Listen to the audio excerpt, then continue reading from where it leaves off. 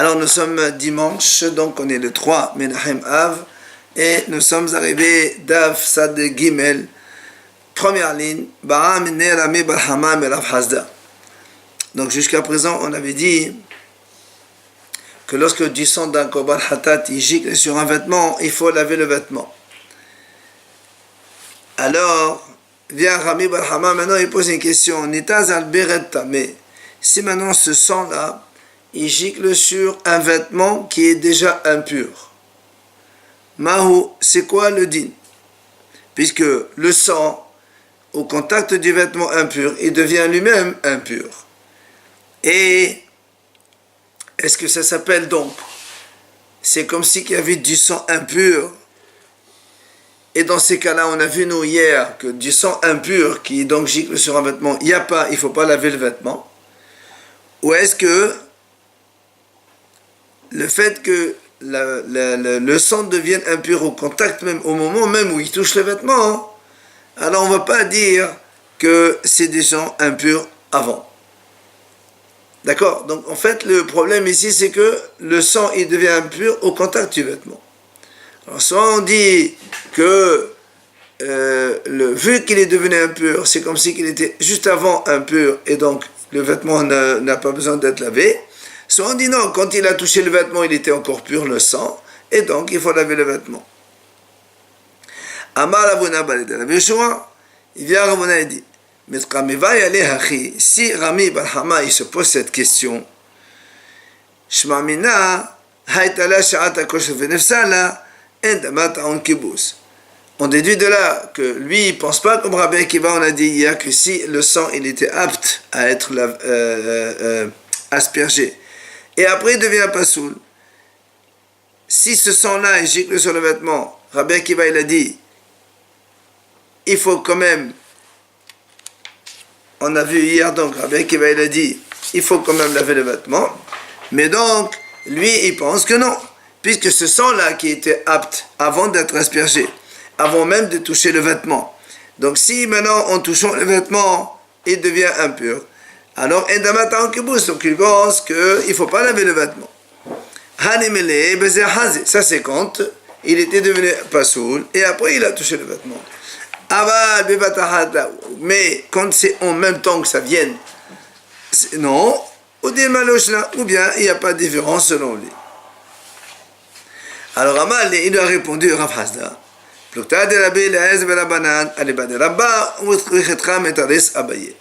Pour répondre à ça, il va nous amener une mahlok entre Rabbi Eliezer et Hachamim, selon l'opinion de Rabba, et comme il a répondu à Abaye, est-ce qu'on va voir de suite pour répondre à cette question? Alors, Détania, ils amènent cette braïta. Rabbi Eliezer omer, Mehatat shenet me'u metaharin, shehare nida mazin aleha. Lui, il dit comme ça, Rabbi Eliezer, il dit, Mehatat, c'est-à-dire on parle ici des eaux de la vache rousse. Shenet me'o, s'ils sont devenus impurs, ces eaux de la vache rousse, et on a quand même aspergé sur quelqu'un qui est donc tmémet, c'est-à-dire impur par amour, c'est comme ça qu'il faut faire quand il est impur par l'impureté de mort, on asperge les eaux de la vache rousse. Rabbi Eliezer dit, donc les eaux de la vache rousse qui sont devenues impures, on peut toujours, si on a pu asperger quelqu'un, eh bien, ça le purifie quand même de son impureté de mort, bien que les eaux y sont impures. Et Rabbi Eliezer donne une raison, la preuve, Shehare Nida Mazin Aleha. Il dit la preuve, c'est qu'une femme Nida, qui doit rester par exemple donc 7 jours donc impure, lorsque cette femme Nida, en même temps, elle a une autre impureté, celle de mort, eh bien, on lui asperge quand même les eaux de la vache rousse, alors qu'elle est Nida. Donc tu vois bien que les eaux de la vache rousse, quand ils vont tomber sur son vêtement, ils vont devenir impurs, puisque la femme elle est Nida. Et pourtant, ça les purifie. Donc tu vois bien que les eaux de la vache rousse, même s'ils sont impurs, alors ça purifie la personne quand même. Ça c'est ce qu'il a dit Rabbi Eliezer. Là-bas, il vient, il dit, Rabbi Eliezer, Rabbi Eliezer, lui, quand il a dit ça, c'est selon son maître, Rabbi Akiva. Qu'est-ce qu'il a dit Rabbi Akiva? Diamar, ha'avalat keli, al-gabe makom tameh kemonah dameh. Quand on fait passer un ustensile au-dessus d'un endroit qui est impur, c'est comme si qu'on l'a posé sur l'endroit lui-même et qu'il est donc impur. Il nous donne ici l'exemple. Dites-moi, le Mishnah a dit Haya omet husat tanur, ve'sheres batanur, ve'oshet yado la'halon, ve'natal et alarin ve'avira al petanur, Rabbi Akiva metameh haramim metaharin. Alors, la situation est la suivante. Il y avait ici donc un mur, il y avait une fenêtre. Et dans la fenêtre, il y avait donc la bouteille des eaux de la vache rousse. Juste à côté, il y avait un four.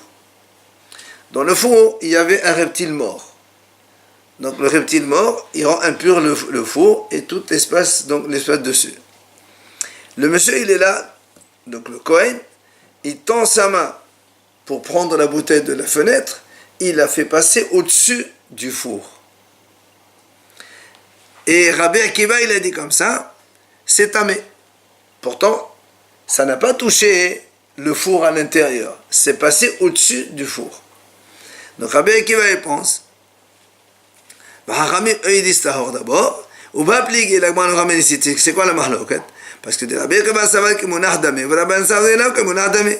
Rabbi Akiva, il dit quand tu fais passer la bouteille au-dessus du four, c'est comme si tu l'as posée dans le four. Et comme le four, il est impur, donc la bouteille aussi, elle est impure. Et Hachamim disent non. Le fait de le faire passer au-dessus, ça ne s'appelle pas qu'il est posé dedans. Ça, c'est la mahlok.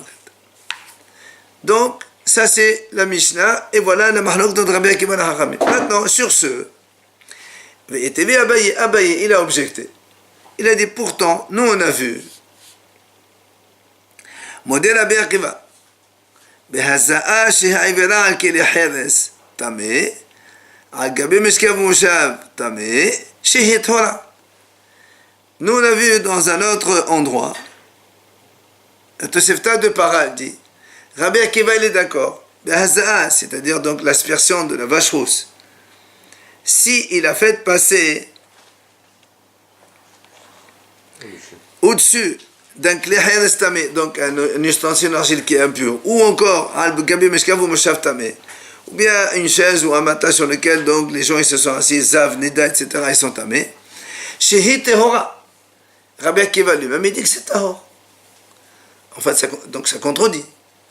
Pourquoi? Il dit parce que chez El Radava se metamé les mal à quel mata.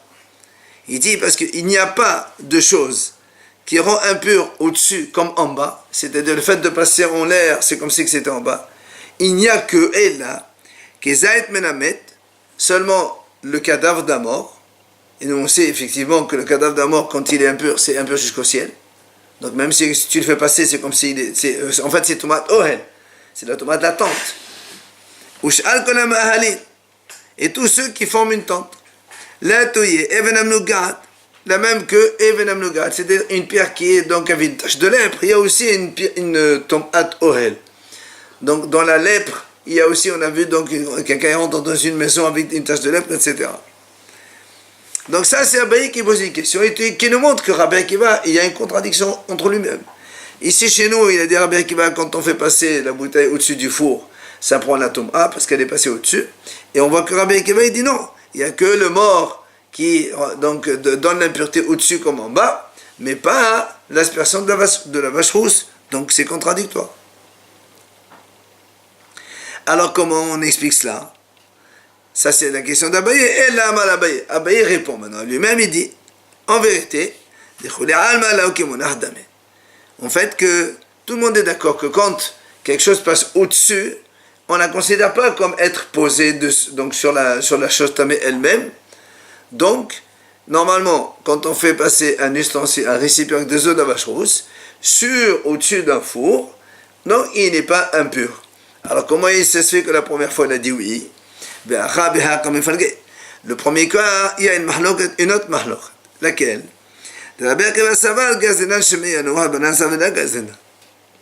Parce que Rabbi Akiva, en fait, pourquoi il a dit tamé? Il dit gazrinat shemeyanoa. On craint que sur le chemin, le monsieur, il s'arrête et il se pose la chose. Comme on craint, on fait xéra. Donc si tu le fais passer, alors c'est tamé. c'est pas qu'il y a de la Touma, il n'y a pas. C'est juste une Xerat Hachamim pour ne pas que les Kohanim ils fassent ce genre de choses parce qu'après on a peur que ça tombe. On ne peut pas comprendre autrement. C'est-à-dire À savoir que la capacité d'impureté est variable d'un objet à l'autre. Si le mort homme effectivement pollue son environnement jusqu'au ciel, c'est que c'est le maximum d'impureté possible, alors que le four, lui... Oui, mais nous, on parle du four dans les deux cas.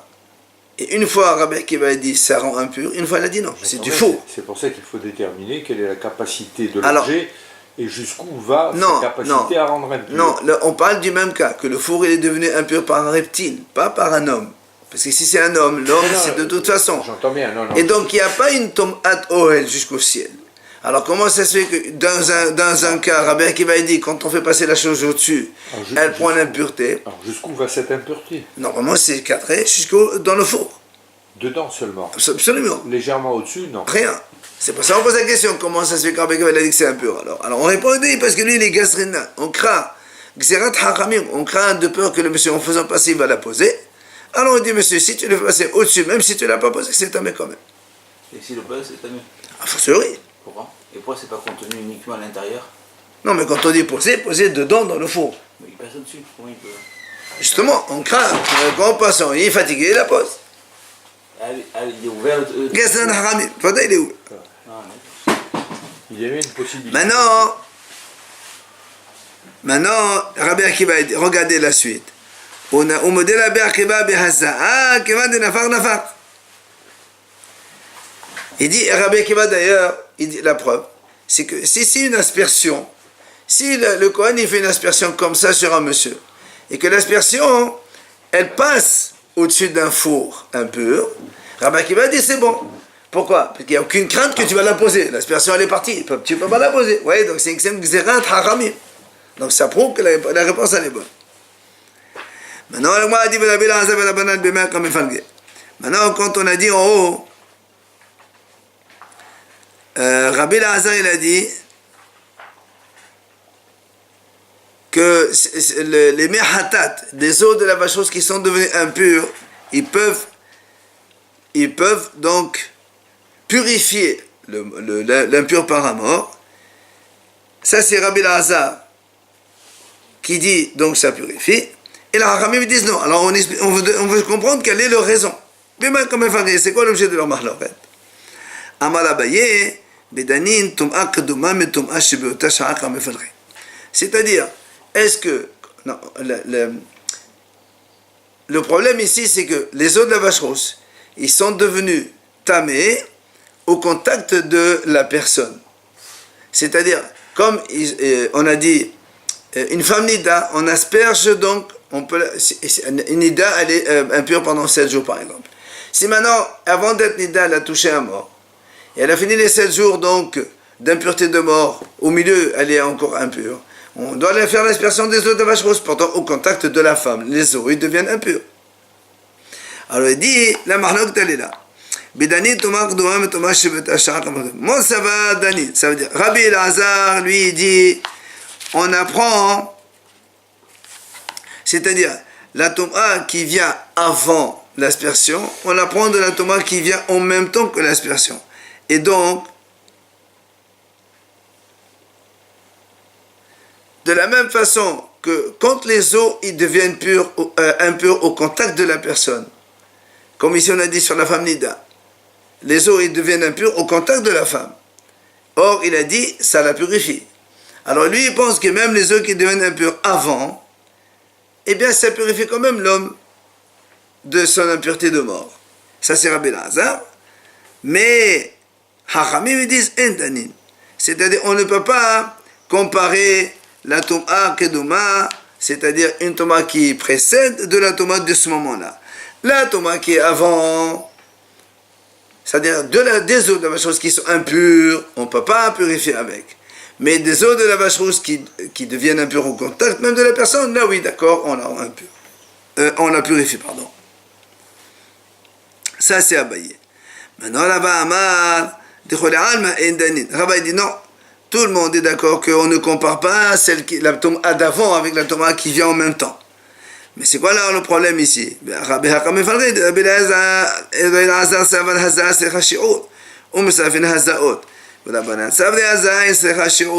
il dit il y a une autre donc en fait on peut expliquer autrement le mahloket. Selon Rabbi Elazar, il faut un shi'ur d'aspersion. Quand on va asperger quelqu'un avec les eaux de la vache rousse, il faut un minimum. Par exemple, il faut 3 millilitres, par exemple. Or, quand, et en plus il dit, c'est quand on voit le premier millilitre. Après, il y a le deuxième millilitre, après le troisième. Les 3 millilitres, ils s'associent un après l'autre. Or, lorsqu'on fait la première,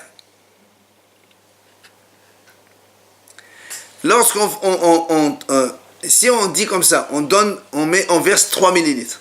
Le premier millilitre, il a touché la femme, il est devenu déjà impur. On y associe un deuxième millilitre qui était tahor, il va encore toucher, il va devenir impur. Et le troisième aussi derrière. Donc comme les azaot mestarfin, les 3 aspersions s'associent en même temps. Et donc c'est pour cette raison,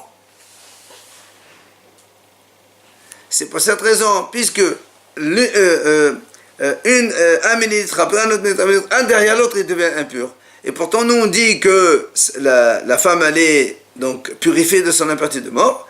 Donc ça veut dire que lui il dit que même si les os de la vache rousse ils sont impurs avant, ça purifie quand même le mort. Alors que les Hachamim disent non, il n'y a pas besoin d'un shiur, même une goutte tu verses sur la femme ou sur la personne qui est donc impure par la mort, eh bien elle est déjà cachée la femme. Tu n'as pas besoin de deux. C'est pas comme on a dit, le Rabbi Elazar il a dit, il faut un shiur, il faut un minimum. Donc quand tu vois le premier millilitre, c'est pas encore fini, il faut un deuxième. Et le temps de voir le deuxième, l'autre est déjà impur. Donc pour lui, c'est les os de la vache rousse impure, il peut purifier. Hachamim disent non. Dès que tu envoies la première goutte elle est impure. En touchant la femme, elle l'a déjà purifiée. Et donc il n'y a plus d'association avec d'autres gouttes derrière. Et donc les os de la vache rousse qui sont impures ne peuvent pas purifier. Pourtant les deux disent que c'est purifié à la fin. Qui a un shiur, qui n'a pas de shiur, la femme Ah oui, justement, c'est pour ça que nous on veut savoir quelle est la raison. C'est quoi la divergence alors? Soit on associe des gouttes, soit c'est ce qu'il a dit. C'est ce qu'il a dit. Ils disent la même chose, la fin. Ah non, ils disent pas la même chose. Pourquoi selon Rabbi Elazar, il a dit que les eaux impures qui sont devenues impures avant, ils purifient. Mais Hachamim disent non. Ceux qui sont impurs avant, ils ne peuvent pas purifier. C'est seulement au contact de la nida qu'on a dit que c'est impur, que ça purifie, pardon. Après on a dit dans la Mishnah, Hatat Pesula, si le Korban Hatat il est pas soul, eh bien le sang qui va gicler ne va plus donc nécessiter de laver le vêtement. Tano Rabbanan, Hachamim disent, Middama, comme il y a marqué dans la façon Asherizé Middama, de son sang, Hachamim disent, Middam Keshera velo Middam Pesula. C'est comme ça, mais il y a marqué Middama, une partie du sang, quoi, que seulement Hatat Kasher et pas Pesula. Rabbi Akiva Omer, Haïtala Sha'ata Kosher Nefsala Damat en Kibbutz, Haïtala Sha'ata Kosher Nefsala en Damat en Kibbutz. Ça c'est Rabbi Akiva, comme on a vu hier. Si le sang il était apte à être aspergé à un moment, même si après il est devenu pasoul, eh bien, lorsqu'il va gicler sur un vêtement, il faut quand même laver le vêtement. Mais si le Korban Hatat n'a jamais été kasher, eh bien, dès le début, il est déjà pasoul. Par exemple, quelqu'un de pasoul, il recueille le sang comme on a vu hier.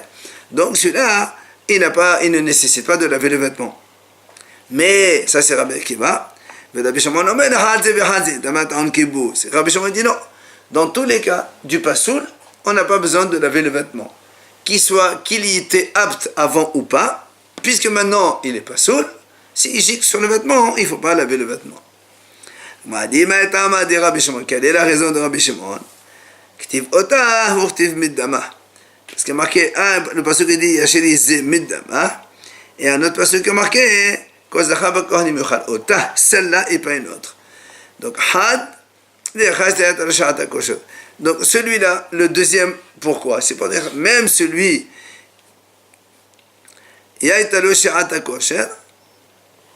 même celui qui avait, donc le sang il était apte avant de devenir pasoul, il ne nécessite pas donc de laver le vêtement. Rabbi Akiva ota prat les trouma. Rabbi Akiva te dit le mot ota, ça n'a rien à voir avec son. Ça exclut le cas de la trouma. C'est-à-dire si on a fait, parce que là-bas la Torah elle parle de quoi? Elle parle de faire cuire le korban hatat, la viande dans la casserole. Et après la Torah a dit il faut laver bien la casserole. Elle dit mais si on a fait cuire de la tomate dedans, tu n'as pas besoin de laver la casserole, ça n'a rien à voir avec chez nous. Ah, avec Rabbi Shimon. Alors comment il fait Rabbi Shimon pour apprendre cela? Il te dit il est tamé d'amar. Kadashim kalim et on aime quand je t'ai fait, je trouma. Rabbi Shimon il te dit j'ai pas besoin d'un pasuk pour dire que quand on fait cuire la tomate on n'a pas besoin de laver la vaisselle quoi. Pourquoi? Parce que même les Kadashim kalim eux-mêmes, les sacrifices légers, la Torah n'a pas exigé de faire Mrika ou Shtifa, c'est-à-dire laver bien comme il faut les casseroles, alors que à fortiori la trouma qui est encore moindre. Matiti nouvelle Mishnah. Nitaz min as-sawar ala bered enot ta'un kibus. Si quand le Kohen il fait la shchita, le sang il gicle directement du cou de la bête jusqu'au vêtement. Eh bien, on ne peut pas, il n'y a pas besoin de laver. La Mishnah ici nous apprend que quand est-ce qu'on a besoin de laver le vêtement? Lorsque le sang a giclé dedans, que seulement du sang qui est apte à être aspergé sur le mesbéach. Or, le sang qui dit directement du cou, il n'est pas apte parce qu'il faut d'abord le réceptionner dans un keli et après l'amener sur le mesbéach. C'est pour ça donc. Ça, c'est une volaille. On ne parle pas de la volaille. Hier, on a dit que hatata, on ne fait pas. Si maintenant le sang il gicle à partir du coin du mesbéach, quand il a fait l'aspersion sur le coin, c'est venu sur lui. Là aussi, il n'y a pas de lavage. Pourquoi? Parce que quand on a fini l'aspersion sur le coin, c'est terminé, il n'y a plus rien à faire. Et non, t'as un kibous. Si le sang s'est renversé par terre et le coin il a ramassé, et t'as un kibous là aussi, donc il n'a pas besoin de laver, puisque le sang par terre, il n'est pas apte à être aspergé. Et t'as un kibous, et la Mishnah conclut le principe, on ne peut laver un vêtement que du sang qui a été réceptionné dans une coupelle et que donc il est apte à être aspergé sur le mesbéach. Ça c'est la Mishnah. Mara, elle vient nous apprendre toutes ces notions. Tano Rabban al-Hachamim disent, est-ce que quand le sang il gicle directement du cou de la bête vers le vêtement, il faut laver?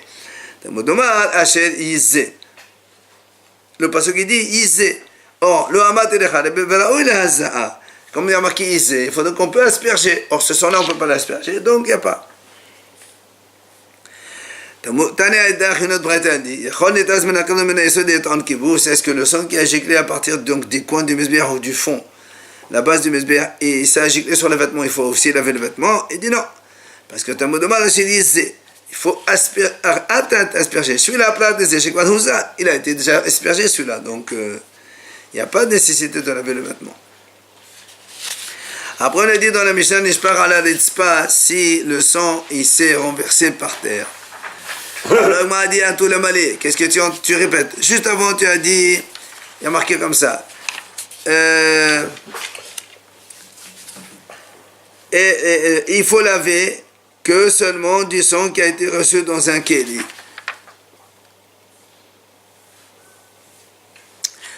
Pourquoi tu me dis, quand tu me dis comme ça, si le sang il a été renversé par terre, il ne faut pas laver le vêtement. Après tu me dis, tu sais quoi? Et si du sang ne peut être donc apte à rendre impur le vêtement et le laver que s'il a été réceptionné dans un keli. Tu me dis par terre, non. J'ai compris qu'il faut le keli obligatoirement. Alors à quoi ça sert? On dit matam quand même. La deuxième phrase c'est le lien de causalité avec la première. Matam, tu sais pourquoi si le sang s'est renversé par terre, il ne faut pas donc laver le vêtement quand il a giclé. Les fichiers en kibboutz de la dame bon, ça c'est une raison. C'est la raison pour laquelle. Après on a dit la ouïla haza'a du sang qui soit apte à être aspergé. Donc on a dit les mains qu'est-ce que tu veux exclure quand tu dis apte à être aspergé? Alors le premier, il est apte à être aspergé. Si dès qu'il sort du cou, il est sur le Ah, vêtement. S'il avait été sur le vêtement, il aurait pu être apte. Non, parce qu'il faut le prendre d'abord dans une coupe, il faut un Ben oui, clé-charrette. mais c'est parce qu'il y a eu un accident. Oui, mais alors, donc il n'est pas apte à être aspergé depuis le cou, il n'est pas apte à être Mais aspergé. s'il n'avait pas touché le vêtement, il aurait été apte. Mais, Donc on peut laver. non, tant qu'il n'est pas dans un keli, il n'est pas apte. L'agma a dit, c'est qu'est-ce que tu veux exclure? Les maoté qibel pahot mekgide hazay bkhlize, ou fahot mekgide bkhlize. Il dit, c'est quoi du sang apte à être aspergé? Qu'est-ce que tu veux exclure? Il dit, et j'exclus le cas où le Kohen, il a réceptionné la moitié de l'aspersion dans un keli, la moitié de l'autre aspersion, enfin, admettons pour une aspersion, il faut 2 millilitres, il a pris 1 millilitre dans un keli, un autre millilitre dans un keli. Après, il a mélangé les deux. Et là, on peut faire l'aspersion. Il dit là, non. Détana, comme Rabbi Halafta, il dit. D'ailleurs, Bashaoul, il dit, Omer, Kedesh, Pahot, Begde Azaya, Bkhlize. Ou Pahot, Begde Azaya, Bkhlize, Lo Kedesh. Il dit la même chose pour les autres de la vache rousse. Quand quelqu'un, il a pris des cendres de la vache rousse, il a mis un peu d'eau. Mais il n'a pas le volume, il n'y a pas assez de volume. Il a pris un autre, avec de la cendre, il a mis de l'eau. Là aussi, il n'y a pas de volume. Et il mélange les deux, ça ne marche pas. Il dit, sinon, c'est la même chose. Si pour l'aspersion, il faut 2 millilitres, il a pris 1 millilitre dans un keli, un autre millilitre dans un keli, il y a un mélange, ça ne marche pas non plus. C'est pas la oulhaza. Hein? Donc si après ça va gicler sur le vêtement, il ne faut pas laver, c'est pas nécessaire. Alors, le m'a dit, eh bien, il y a où? On pose une question. Quand la Torah dit Badam Mahu, parce que le pasuk il dit, le pasuk il dit comme ça,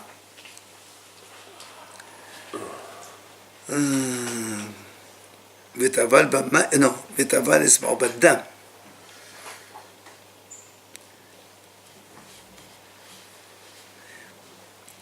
Justement, l'Agma a dit, comme nous on a dit,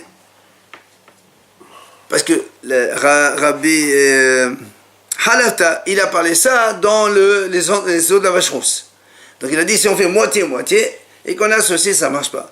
Alors on pose la question, et dans le sang, est-ce que c'est la même chose? Si on prend la moitié, on lui pose la question à lui, est-ce que, c'est une achale que tu as dit, et du coup, on ne peut pas transposer vers le sang. Mais le gamdé, on ne prend pas d'une halakha la Moshe Messina. Ou dilma, ou bien non, tu vas me dire non, là-bas il y a une raison. Parce que dans la vache rousse c'est marqué Vetaval Bammaim, il doit tremper dans l'eau, et donc il faut un shiro. Chez nous aussi il y a marqué Vetaval Badam, il faut donc un shiro. Comme là-bas il y a marqué il faut un shiro, ici aussi il faut un shiro. Et donc on peut apprendre l'un de l'autre.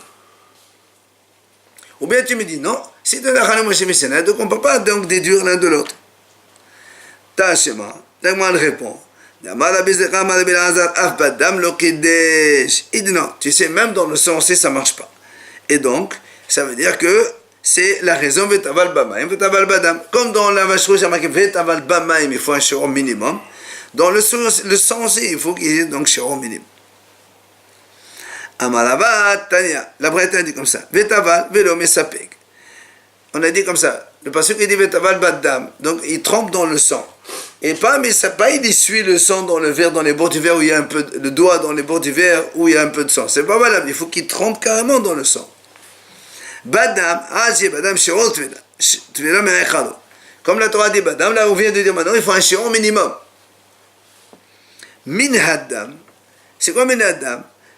Après il y a marqué Veza Min Haddam Be'etzvah. Min Haddam Shiba'inyan. Du sang dont on a parlé.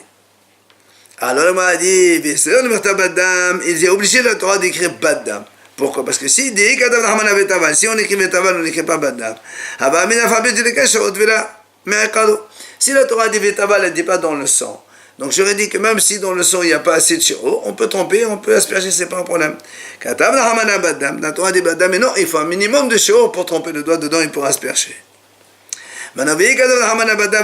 Si on n'écrit pas Vetaval, il trempe. On aurait dit avoir même tu essuies les doigts dans le bord du verre, de la coupelle, il y a un peu de sang, ça marche. Et tu dis non, il faut qu'il trempe, ce soit donc un trempage dans le sang. Mais qu'est-ce que ça veut dire du sang dont on a parlé? Il dit, mais Amar Rava Lemot Shiraim Sheba Etzba. Rava dit, c'est pour donc exclure le reste du sang qu'il y a dans le doigt. Ça veut dire quand on trempe une fois et on asperge, il y a un peu de sang dans le doigt. On pourrait asperger une seconde fois. Il dit non, monsieur, il faut retremper une deuxième fois pour faire l'aspersion. Pas nettoyer le doigt. On a vu qu'on nettoyait. Quand on a fini. Ah, sur le rebord. ça. Quand on a fini. Ah. Mais ça y est, allez, Rabbi Elazar. Ça aide ce qu'il a dit Rabbi Elazar. Rabbi Elazar, Shiraim Sheba Etzba Psulin. Donc ce qui reste dans le doigt, c'est pas sûr donc d'asperger. Amal et Ravin Balabada et Rav. Il vient Ravin Balabada, il dit à Rav, il dit Amal Tamitra, ton élève il a dit. Amal Avramam, il a dit comme ça. Tanina, on a déjà enseigné ça. Haya Mazé. Venez de Hazaa Miyado An Shulozat en Kibbutz. Mishezent en Kibbutz. Il dit comme ça. On parle là-bas. Le Kohen, il était en train d'asperger le sang de Korban Hatat dans le Beit HaMikdash là-bas. Et Venez de Hazaa Miyado. Et de sa main, il a giclé du sang sur son vêtement. Ah, c'est Louisa, si le sang il gicle avant même l'aspersion, t'as un kibbutz. Comme on a dit nous, c'est du sang qui est apte à être aspergé. S'il gicle le vêtement, il faut laver le vêtement. Mais si quand il a déjà aspergé, après il y a eu du sang qui a donc coulé sur le vêtement, t'as un kibbutz. Alors on a dit, il a un kibbutz. Mais c'est comment la zout est un kibbutz. Elle comprend au début, comme il faut faire plusieurs aspersions là-bas dans le Hatat Apnimit, il faut faire cette aspersion. Elle dit, qu'est-ce que ça veut dire? N'est-ce pas qu'on parle que tant qu'il n'a pas fini d'asperger, c'est-à-dire même s'il a aspergé une fois, deux fois, il reste encore 4-5. Eh bien, et ça gicle donc, il faut quand même laver. Alors que s'il a fini donc les hazot, il a fini complètement, dans ce cas-là, il est en kibbutz. Et donc, qu'est-ce qu'on apprend de là? S'il a fini complètement,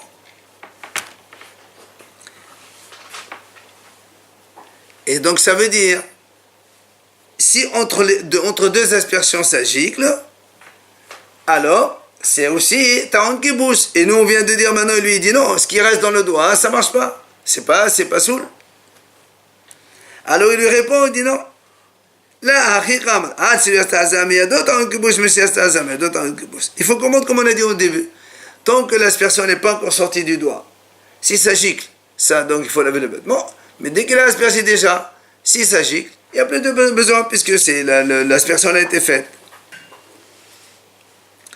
Alors il dit, il vient pour objecter. Il lui dit, nous on a vu dans la vache rose, quand dans la vache rose aussi, quand on fait la shchita de la vache rose, il faut asperger en face du Beit HaMikdash 7 fois. Et là-bas on a dit, c'est marqué dans la Mishnah, quand il a fini d'asperger les 7 fois, il lui reste du sang dans les doigts, qu'est-ce qu'il fait? Il essuie dans le corps de la vache. Parce qu'on a dit qu'il faut que toute la vache, elle doit être brûlée. Même le sang. Et donc, ce qui reste dans les doigts du Kohen, il faut aussi le brûler. Donc, il essuie comme ça dans les poils de la vache. Alors, on a dit, gamin. Et le gamin, là, tu vois bien que s'il a fini complètement, il essuie. Mais s'il n'a pas fini encore, puisqu'il doit faire 7, il essuie pas encore. Et donc, quand il fait des aspersions, il y en a encore dans le doigt. Donc, des shiraim du doigt, il peut asperger encore. Il dit non. Amal le gamin mekani hadou begofa shepala. Le gamin mekani esbao. Il dit non. Quand il a fini complètement les 7 aspersions, là, il va essuyer toute sa main dans le corps de la vache. Mais quand il fait une aspersion, il essuie le doigt dans le keli, dans la coupe, parce qu'il doit tremper, il fait ça. Après, il essuie le doigt, il trempe encore, etc. C'est comme ça que dans la vache rose, il fait. Mais si, par exemple, quand tu fais une aspersion, il n'y a plus de sang dans le doigt. Ah non, il ne peut plus asperger une deuxième fois. Il reste encore. Oui, mais il n'a plus la force, le sang. Ouais, il y a du sang. C'est pour ça qu'on dit qu'il ne faut pas utiliser ça. Il essuie sur le keli. Voilà. Alors, on m'a dit, Bishama, Gama Mekane, Hayedo, Megofa, Shepala, Shema, Sarto, Palani, Aina. Et là, le doigt avec quoi il va essuyer? Comme on a dit donc, sur le bord de la coupe, il fait comme ça pour enlever tout ce qui lui reste.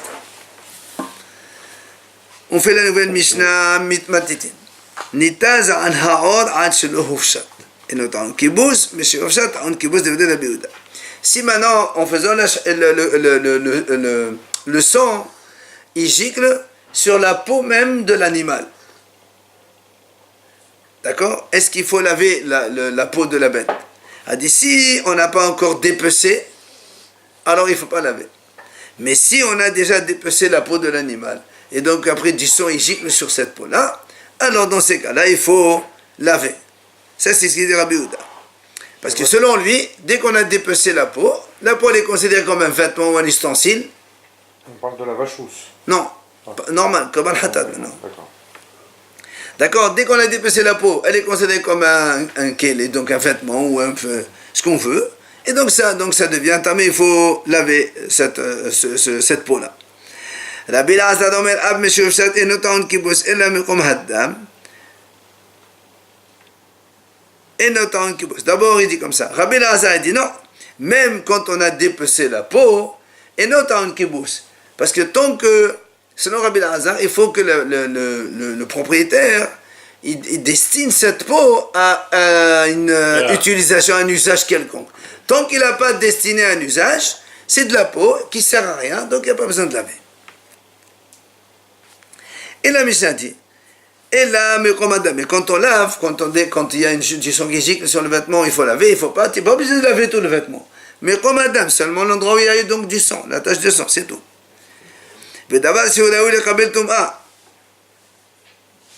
Et on ne peut laver que quelque chose qui est apte à devenir impur. Et qui est apte à être lavé. Et la Mishnah dit c'est quoi? Par exemple le vêtement, sac, ou bien donc un sac de joute, ou bien donc encore la peau. Tout ça, on est kibous. Il faut les laver, parce qu'on peut les laver. Et le kibous, il doit être fait dans le Beth Amikdash. Et quand on fait cuire par exemple de la viande de hatat dans un kli heres, la Torah dit comme ça, il faut le casser. Là aussi, parce qu'il devient après donc impropre à l'utilisation d'autres korbanot, alors on doit le casser. Ou on le casse dans le Beth Amikdash. Par contre, quand on utilise des casseroles métalliques en cuivre, alors quand on a fait cuire le korban hatat, là-bas la viande des kadashim, après il faut les laver comme il faut. Là aussi on fait le lavage dans le Beth Amikdash. Voilà ce qui est le cas plus sévère, on va dire comme ça. Donc korban hatat, par rapport à tous les autres Kadashim, que ça n'existe pas, donc toutes ces notions de le sang qui gicle et qu'on lave le vêtement, ou bien quand on fait cuire la viande, on lave les ustensiles, tout ça, ça n'existe que pour le korban hatat seulement et pas pour les autres Kadashim. Ok? Il faut toujours